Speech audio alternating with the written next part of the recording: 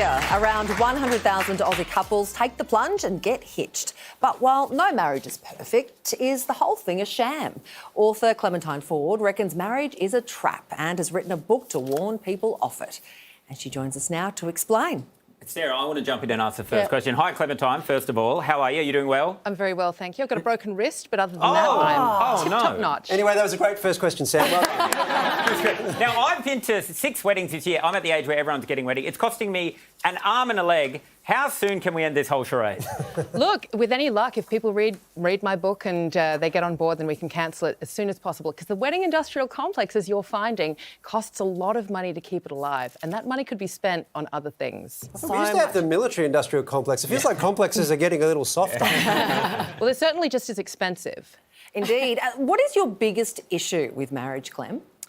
Look, my biggest issue with marriage is that I think that it's a fundamentally flawed institution that is built on the oppression of women. I mean, it's a pretty big issue, but also that it's presented to people now as something that it never has been, which is something that we need in order to have happiness and love.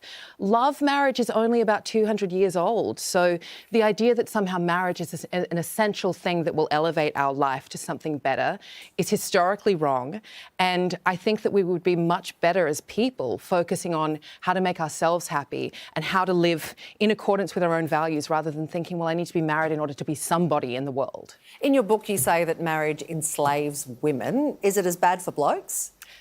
I think that it's a tricky question because by every metric that we have, marriage is very good for men, which is why they don't want it to end. Divorce is pretty bad for men, I'll give you that.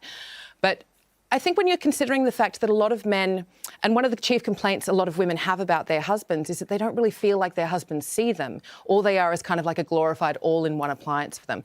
So the harm I would say that marriage can do to men and that patriarchy equips marriage to do to men is to not see the subjectivity of women, to not see that women have these full and complete lives outside of them, which is also one of the reasons why so many men get mad at the thought of women not marrying and saying, well, good luck, enjoy your cats in your old dark house by yourself.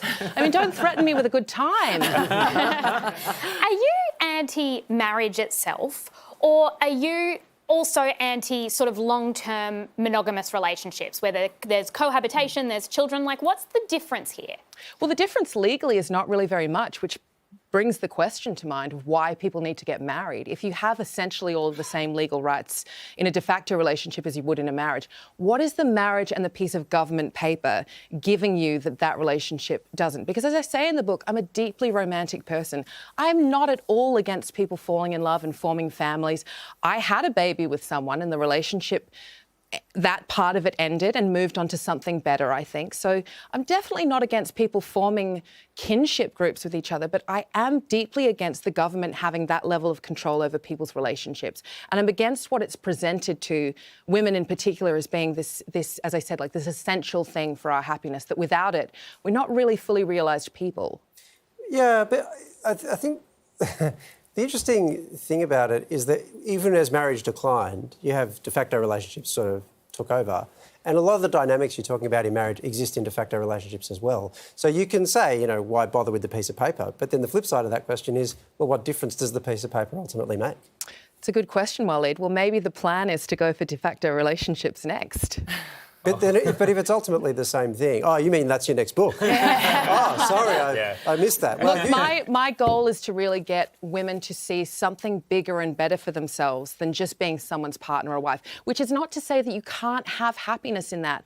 But I think that a lot of women watching this will resonate with the idea that they have been presented with marriage or de facto relationships, however you want to call that kind of relationship, as being the be-all and end-all. It's like Adrienne Rich says, that heterosexual romance for women is presented as the great adventure. And I want them to think about something else that brings them adventure. Well, I don't. A Case Against Marriage, there it is out now. Would you please thank Clementine Ford? Thanks, guys.